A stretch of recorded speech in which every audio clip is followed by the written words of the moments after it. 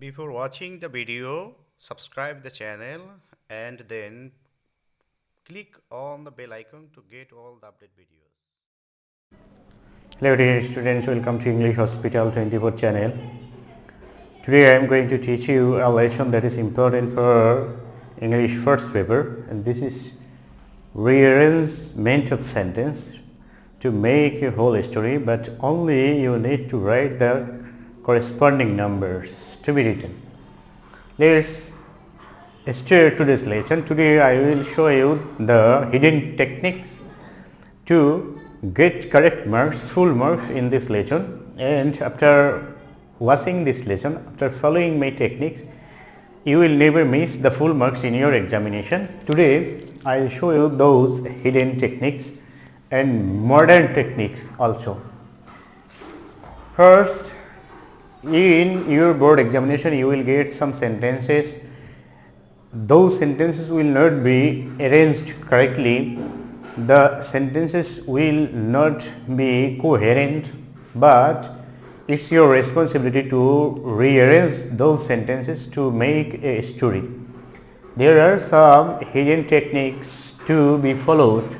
If you follow this technique, you will get full marks. It's sure, and I can ensure you, because when I take the answer paper board examination or any test exam of school, I find that most of the students cannot get full marks because they don't know the meaning of those sentences. That's why at first you will have to read those sentences again and again to get the inner meaning of the story.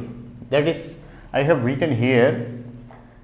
First, read the sentence again and again. Sentences again and again fix up a story.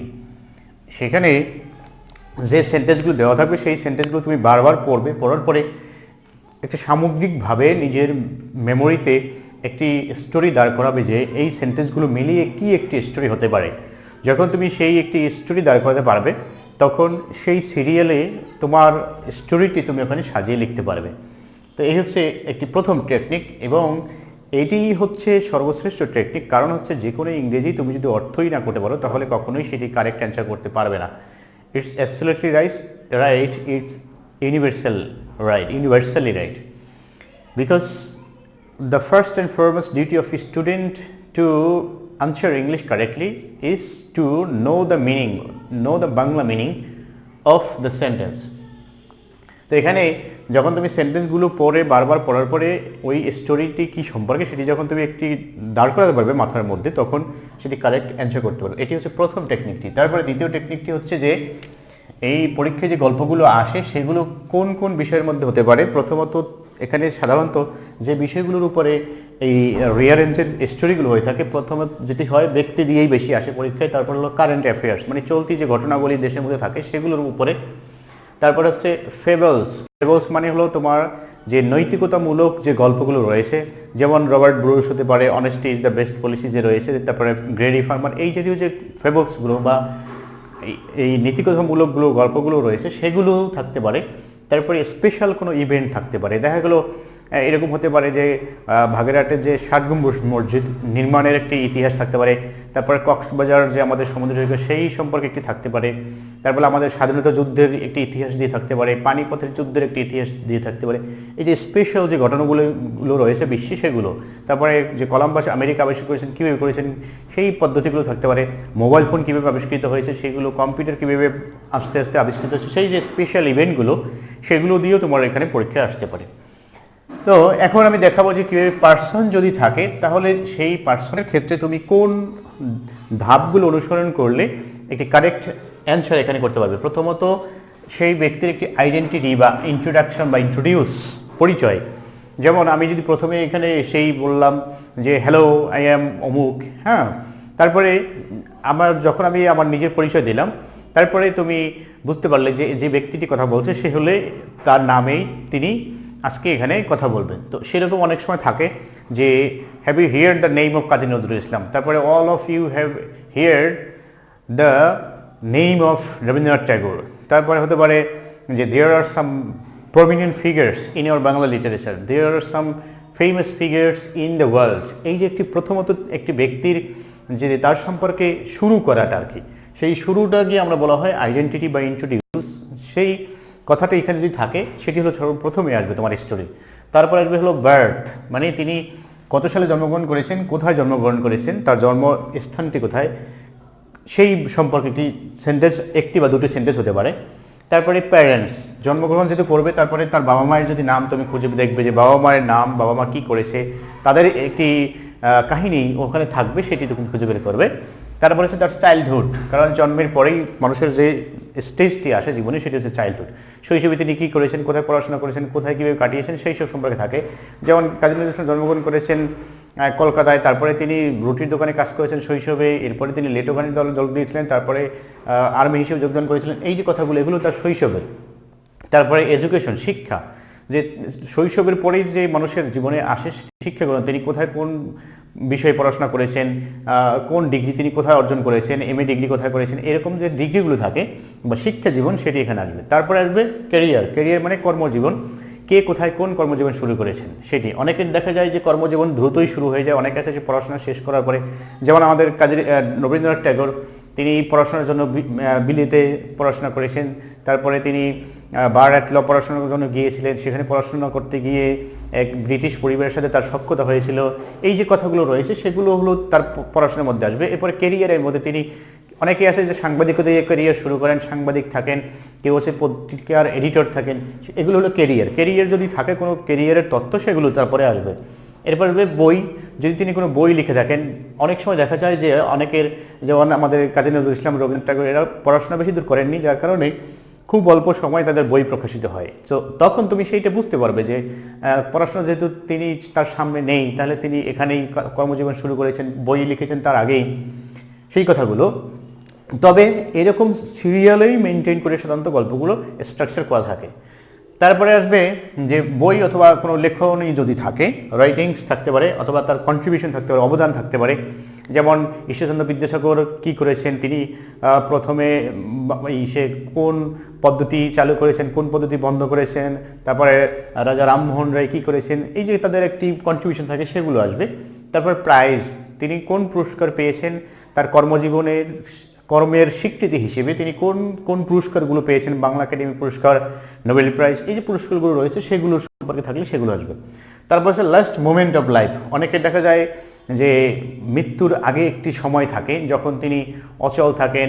যেমন একজন বিজ্ঞানী, তিনি কিছুদিন আগে, যে কয়েক বছর আগে মারা গিয়েছেন, তিনি স্টিফেন হকিংস বোধহয়, তো সে যে হুইল চেয়ারে আবদ্ধ ছিল, অনেক দিন রোগে আক্রান্ত ছিলেন। যেমন আমাদের কাজী নজরুল ইসলাম, তিনি একটি রোগে শেষ বয়সে ভুগতেছিলেন, একেবারে কথা বলতে পারতেন না। সেই কথাগুলো হলো তার লাস্ট মোমেন্ট অফ লাইফ, জীবনের শেষ মুহূর্তের কথাগুলো থাকবে। তারপর হচ্ছে ডেথ, তার মৃত্যু। মৃত্যু কত সালে হয় সেগুলো অনেক সময় উল্লেখ করা থাকে, সেগুলো থাকবে। শেষ যে তার পরিণতি সেটি। এরপরে এনিথিং আফটার ইজ ডেথ। অনেকের দেখা যায় যে মৃত্যুর পরে তার বই প্রকাশিত হয়, অনেকের আছে মৃত্যুর পরে তাকে কোথায় সমাহিত করা হয়, কি করা হয়, তারপরে মৃত্যুর পরে তাকে নিয়ে যদি কোনো ঘটনা ঘটে থাকে সেই বিষয়গুলো এখানে আসবে। অনেকের জীবনেই মৃত্যুর পরে মরণোত্তর অনেকে পুরস্কার পেয়ে থাকেন, সেই কথাগুলো আসবে এই শেষ অংশে যদি থাকে। তাহলে এই হচ্ছে ব্যক্তির ক্ষেত্রে তুমি যে ধাপগুলো অনুসরণ করলে একটি কারেক্ট অ্যান্সার লিখতে পারবে সেটি। তারপর হচ্ছে নাম্বার 4, যদি প্লেস বা ফেবলস দিয়ে থাকে কোনো স্থান, যেমন আমি বললাম কুয়াকাটা, তারপরে ষাটগম্বুজ মসজিদ, এগুলো, অথবা যদি ফেবলস দিয়ে থাকে সেক্ষেত্রে তোমাকে কী করতে হবে, ওই স্থান এবং যে ফেবলস থাকবে তার সম্পর্কে একটি ইতিহাস তোমার জানা থাকতে হবে। সাপোজ কক্সবাজার দিয়ে যদি থাকে তাহলে কক্সবাজার সম্পর্কে তোমার কিছু শব্দ বা কিছু লাইন, কিছু কথা জানা থাকতে হবে, তারপরে তুমি সেখানে লিখতে পারবে। এবং এই নীতিকথামূলক যে গল্পগুলো থাকে সেই গল্পগুলো তোমাকে নির্দিষ্টভাবে জানা থাকতে হবে, তারপরে তুমি সেগুলো লিখতে পারবে। তারপরেও দেখা যায় যে যদি এরকম নীতিকথামূলক গল্পগুলো থাকে সেক্ষেত্রে দেখা যায় যদি কোনো ওই নীতিকথামূলক ফেবলসগুলো থাকে সেগুলো যদি কোনো ব্যক্তি দিয়ে শুরু হয় তাহলে ব্যক্তির ক্ষেত্রে এরকম কিছু লাইন হবে। যেমন রবার্ট ব্রুশের কথা যদি আমরা বলি তাহলে রবার্ট ব্রুশের কর্মজীবন, তার জন্ম, এই যে ইতিহাসগুলো এই ব্যক্তির মতোই হবে। যদি ব্যক্তি দিয়ে না থাকে, যেমন ওইরকম থাকতে পারে যে old farmer and his sons, ছেলেরা যে ঝগড়া করতো, সেই ধরনের যে স্টোরিগুলো থাকে সেগুলো থাকলে তোমরা সকলেই পারবে, কারণ এই ধরনের যে স্টোরিগুলো থাকে এগুলো সবারই জানা থাকে।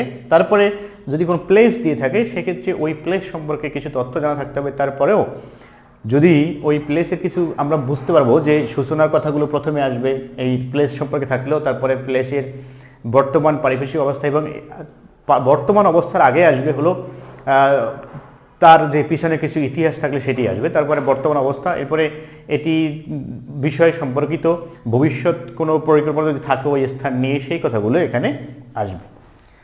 এরপর হচ্ছে কারেন্ট অ্যাফেয়ার্স। কারেন্ট অ্যাফেয়ার্স দিয়ে যদি আসে সেক্ষেত্রে হলো চলতি যে ঘটনা রয়েছে সেটি তার একটি ইন্ট্রোডাকশন থাকবে, পরিচয় থাকবে। এরপরে ডেট মানে এই ঘটনাটি কবে ঘটেছে, কোথায় ঘটেছে সেগুলো। তারপরে কজেস মানে এই ঘটনাটি ঘটার কারণ কি। এবার রেজাল্টস এর ফলাফল কি, যদি কোনো সমস্যামূলক হয় তাহলে সেটি আবার ফলাফল থাকবে। যেমন ট্রাফিক জ্যাম নিয়ে যদি থাকে সেক্ষেত্রে ট্রাফিক জ্যাম যে কোন সময় কি ঘটনা ঘটতেছে এই ট্রাফিক জ্যামের একটা ইন্ট্রোডাকশন থাকবে। এরপরে ডেট, এই ক্ষেত্রে ডেট সাধারণত নাও আসতে পারে। তারপরে আমি এখানে এই ঘটনাগুলো একটা সিরিয়াল থাকে, সেই সিরিয়াল অনুযায়ী আমি এখানে লিখেছি। তারপরে এর কারণ থাকবে, নেগেটিভ কোনো কিছু হলে তার কারণ থাকবে। এরপরে আদার ইভেন্টস অন্যান্য ঘটনা, এই কারেন্ট যে অ্যাফেয়ার্স থাকবে, কারেন্ট অ্যাফেয়ার্সের সাথে রিলেটেড কোনো যদি ঘটনা থাকে সেগুলো এই শেষের দিকে আসবে।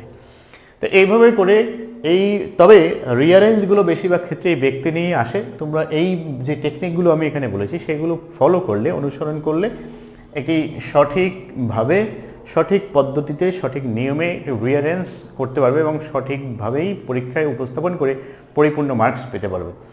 তো এখন আমি দেখাবো যে এই রিয়ারেঞ্জগুলো লেখার নিয়মটা কি। এটি হচ্ছে যে কোন পদ্ধতিতে অনুসরণ করলে একটি স্টোরিকে সঠিকভাবে সাজাতে পারবে।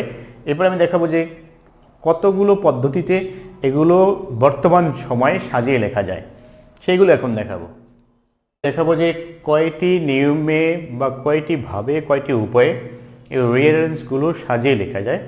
প্রথমত এখানে আমি দুটো নিয়মের কথা লিখেছি। তো এই দুটো নিয়মের মধ্যে সর্বপ্রথম যে কাজটি করতে হবে, পরীক্ষার কোশ্চেনে যেভাবে থাকে সেই বিষয়টি আমি এখানে একটি টেস্ট পেপার থেকে দেখাচ্ছি যে put the following parts of the story in correct order to make the whole story. যে সেন্টেন্সের অংশগুলোকে সঠিকভাবে সাজাবে একটি সম্পূর্ণ গল্প তৈরি করার জন্য। এই হলো একটি কোশ্চেনের প্রথম লাইনটি। তারপর হচ্ছে only the corresponding numbers of the sentences need to be written.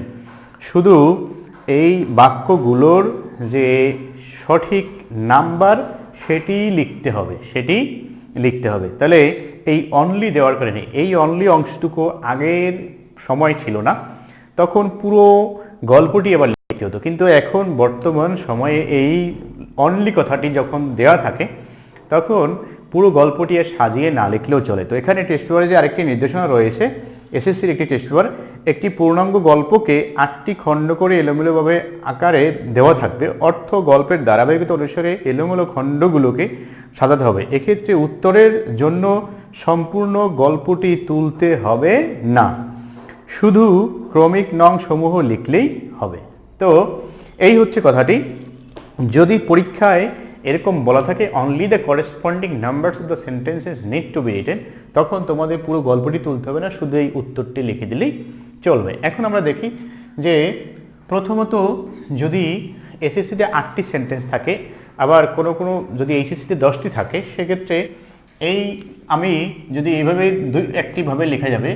দেখা গেল যদি সি নাম্বারটি প্রথমে হয় তখন সেটি লিখব, এরপর তীর চিহ্ন দিয়ে যদি এফ নাম্বারটি হয় সেটি আমরা লিখব।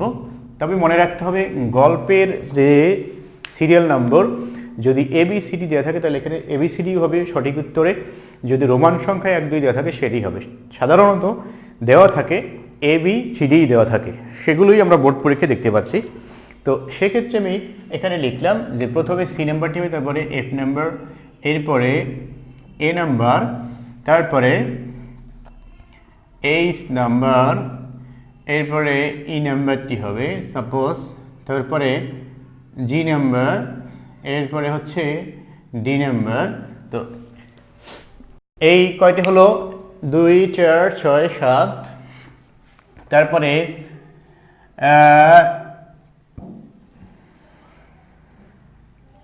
এভাবে যদি তোমরা লিখে যাও শুধু উত্তরটি তাহলেই হয়ে যাবে। আবার আরেকভাবে লেখা যাবে, সেটি হচ্ছে এই সি, এরপর প্লাস চিহ্ন দিয়ে, তারপর হচ্ছে এ, এরপর হচ্ছে এইচ, এবার plus E plus G D এভাবে করেও লেখা যাবে, তীর চিহ্ন দিয়েও লেখা যাবে, আবার প্লাস চিহ্ন দিয়েও লেখা যাবে। আরেকটি উপায় রয়েছে, সেটি হলো ছক করে। যেভাবেই লেখো তোমাকে মনে রাখতে হবে সঠিক উত্তরটি হলো কোশ্চেনের যে সংখ্যাটা বলতে সেটি। এখন যখন আমি ছক দিয়ে লিখবো তখন প্রথমে দিতে হবে সঠিক সিরিয়াল নাম্বারটি 1 2 সেটি সংখ্যা দিয়ে লিখবো 3 4 5 6 7 8 9 10 এগুলো আমার সঠিক সিরিয়ালটি। এখন আমি এই নাম্বারে যেটি হবে সেই উত্তরে, এখন কোশ্চেনে যদি এখানে দেওয়া থাকে রোমান সংখ্যা 1 তাহলে 1 লিখবো, তারপর হচ্ছে এফ, এরপরে এ, এরপর হচ্ছে এইচ ই জি ডি, তারপরে যেটা হবে এরকম সিরিয়ালে আমি লিখে যাব, কোনো সমস্যা নেই। এই হলো তুমি যদি তিনটি যে স্ট্রাকচার রয়েছে, তিনটি যে নিয়ম রয়েছে, এই তিনটি নিয়ম মেনেই যদি তুমি লিখতে চাও বা লিখো তাহলেই হবে। এক্ষেত্রে পুরো গল্পটি আগে লিখতে হতো, বর্তমানে লেখার প্রয়োজন হয় না। তারপরেও যদি তোমরা কেউ লিখতে চাও তাহলে এই উত্তর লেখার নিচ থেকে সেন্টেন্সগুলো এরকম করে লিখে দেবে। মনে করো এ নাম্বারে রয়েছে he is Kazi Nazrul, he is Kazi Nazrul Islam, full stop. তারপরে এফ নাম্বারটি মনে করো হি ওয়াজ বার্ন। এখন অনেকে কি করে এখানে সি নাম্বার দিয়ে এখানে এরকম সেন্টেন্স লিখে দেয়। নো, সেন্টেন্স হবে না, জাস্ট একটি প্যারাগ্রাফের মতো করে লিখতে হবে যদি তুমি লেখো। আমি আবার বলছি, বর্তমান সময় কোশ্চেনে উল্লেখ করে দেয় শুধু এই সিরিয়াল নাম্বারটি লিখবে, কোনো প্যারাগ্রাফ লিখতে হবে না, স্টোরি লিখতে হবে না। তারপরে যদি তুমি লিখতে চাও তাহলে এরকম লিখবে যে এই আমি একটা সংখ্যা এখানে বসিয়ে দিলাম, এরপরে আবার পরের সেন্টেন্স লিখবে, এরকম করে প্যারাগ্রাফ আকারে লিখে দেবে। যদিও আবার বলছি লেখার প্রয়োজন নেই যদি তুমি লিখতে চাও। অনেক সময় দেখা যায় যে এর আগে আমি একজন শিক্ষকের সাথে কথা বলেছিলাম, সে বলেছে যে সিবি অংশ যদি এক পৃষ্ঠের মধ্যে না থাকে, যে রাইটিং সিবি, তাহলে তিনি মার্কস দেন না। যদিও আমরা জানি নিয়মটি হচ্ছে বোর্ড পরীক্ষায় যে খাতা থাকে ছোট আকারে, তাতে এক পৃষ্ঠায় এভাবে এখানে লিখতে হবে অ্যাপ্লিকেশন, পরের পৃষ্ঠাতে হলো কভার, যেটাকে বলে কভার লেটার, সেটি সিবি অংশ, সরি এখানে কভার লেটার, এখানে হচ্ছে সিবি মানে ব্যক্তিগত তথ্যাবলী। তো এখন যদি এরকম কোনো শিক্ষক থাকে, যদি তাদের জানা না থাকে, ধারণা না থাকে যে স্টোরিতে লেখার প্রয়োজন হয় না, তখন তারা মার্ক কমিয়ে দিতে পারে, যার জন্য তুমি লিখে দিতে পারো, তবে নির্দেশনা হচ্ছে লিখতে হবে না। যদি তুমি এই স্ট্রাকচার বা এই নিয়ম ফলো করে সাজিয়ে লিখতে পারো তাহলে পরিপূর্ণ মার্কস পাবে, এটার জন্য আলাদা কোনো মার্কস নেই। তো আশা করছি এই রিঅ্যারেঞ্জের বিষয়টি তোমাদের যে সমস্যা ছিল সেই সমস্যা আর এখানে থাকবে না, এবং এখানে এই অধ্যায়টিতে তোমরা পরিপূর্ণ মার্কস পাবে। কারণ হচ্ছে শুধু তুমি এখানে সঠিক সংখ্যাটি লিখতে পারলেই একেবারে পরিপূর্ণ 1 মার্কস পাচ্ছ প্রত্যেকটির জন্য। তো আরেকটি বিষয় হচ্ছে পরীক্ষায় নির্দেশনা থাকে যে এখান থেকে এইটা তোমার হলো, কিন্তু 5 নাম্বার এটাও হয়েছে, তারপরে 7 নাম্বার এটা রাইট, যেটি সঠিক সিরিয়ালে থাকবে সেটির জন্য তুমি মার্কস পাবে। কিন্তু এর আগে আমাদের সময় ছিল যদি এটা হওয়ার পরে এটা ভুল ছিল তাহলে সবগুলোই ভুল, কিন্তু বর্তমান সময় যেটি সঠিক থাকে সেটির জন্য তুমি মার্কস পাও। এই হলো তোমাদের জন্য সৌভাগ্যের একটি বিষয় এবং সুসংবাদ। তো এই জন্য তুমি সঠিক সিরিয়ালটি লেখার চেষ্টা করবে, প্যারাগ্রাফ না লিখলেও চলবে। তো আমার এই টেকনিকগুলো তোমরা অনুসরণ করলে এই অধ্যায় বা এই লেসনে পরিপূর্ণ মার্কস পাবে, ফুল মার্কস পাবে আশা করছি। এবং আবার বলছি যে তুমি অবশ্যই যে সেন্টেন্সগুলো থাকবে সেগুলো বারবার পড়ে এবং স্টোরিটির অর্থ বোঝার চেষ্টা করবে। অর্থ বুঝে পড়লে ইংরেজি কখনোই ভোলার বিষয় নয়। তো আশা করছি লেসনটি তোমাদের উপকারে আসবে এবং ভালো লাগলে চ্যানেলটি সাবস্ক্রাইব করবে, অন্যদের সাথে শেয়ার করবে। আমি তোমাদের সবারই উজ্জ্বল ভবিষ্যৎ কামনা করছি, পড়াশোনা ভালো হোক এটা আশা করছি। Thanks for watching, thanks to all.